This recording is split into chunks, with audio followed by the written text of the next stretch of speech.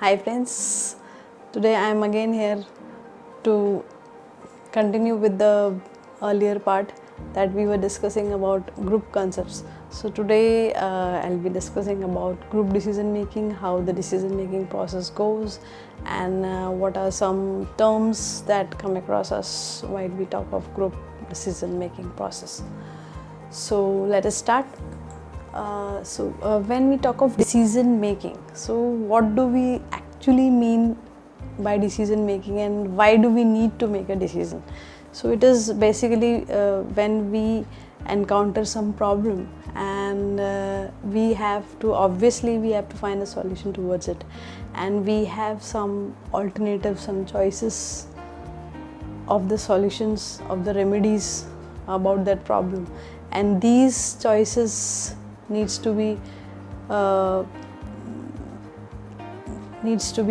selected. Okay, one of these choices needs to be selected and it becomes our decision.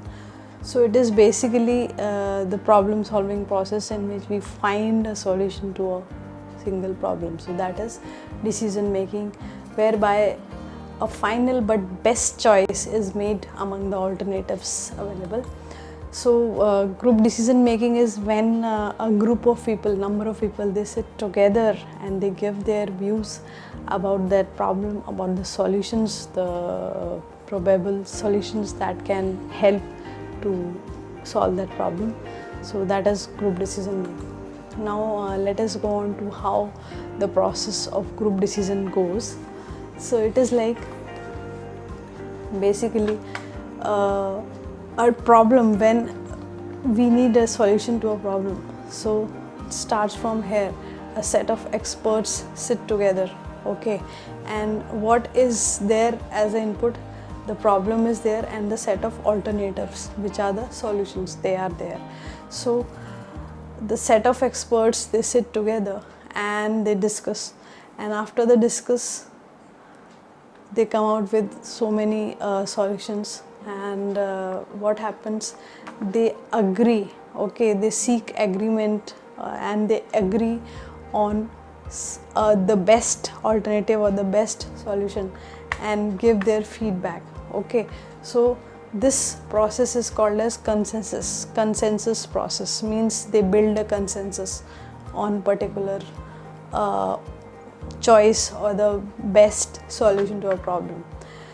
Now when this consensus comes, so their opinions under the consensus, they go to the selection process, and the best alternatives is obviously out and as output, and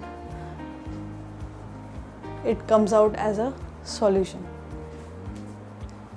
Now there are two concepts that we come across when we talk of group decision making: groupthink and group shift. Groupthink is when a group thinks, your brain, okay, your brain and everybody's brain is actually thinking, and a brainstorming kind of thing is going on, and they're thinking about some particular problem, and according to their opinions, their perspectives, they come out with different solutions. So they think together. And so let us define groupthink. It refers to the psychological phenomenon in which members of a group make decisions based on the pressure that they get from the group. Pressure means the pressure is obviously a group of people, they sit together to find a solution to some problem. So that is obviously the pressure build up in their mind that they need to find out some solution. And it is a name given to a theory or model that was developed by Mr. Irving Janis in 1972 to describe faulty decision making that can occur in groups as a result of forces.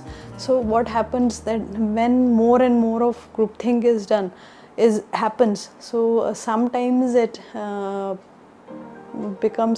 the decision becomes faulty, because there is a saying, you must have heard about it, too many cooks spoil the food. So that is the thing. So this happens in groupthink. So people tend to confirm with decisions to avoid feeling and leading to errors in decision making. So here you can see that some people are agreeing and some are like thinking that okay, we are doomed. One person is saying, this person is thinking no, it is a bad idea, it is not a good idea. This ma'am is thinking that yeah, it is a bad idea. So this happens in a group think process. Then we come to group shift. Group shift is a phenomenon in which individual decisions make way for exaggerated group decision. It is like that group shift, as the word says, that the group shifts its shift from its main decision, and it diverts from the topic and just go out of that topic. Okay, they just think out of that problem and they develop another problem. So what happens that it refers to a condition where the position of an individual in the group changes to adopt a more extreme position due to the influence of the group, and they make exaggerated group decisions that are actually not needed, they are made. So that is called as group shift. So finally, these